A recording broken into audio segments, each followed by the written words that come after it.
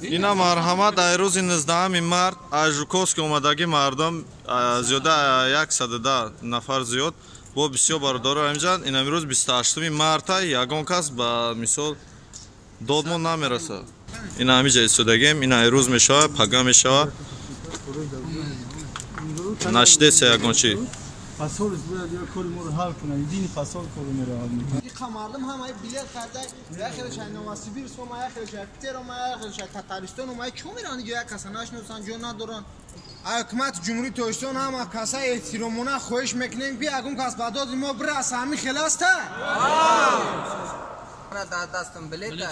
بلیط همش بلیط داره. یگانش اینجا 40 کس بلیط داره دیگه اصلش همش بلیط داره.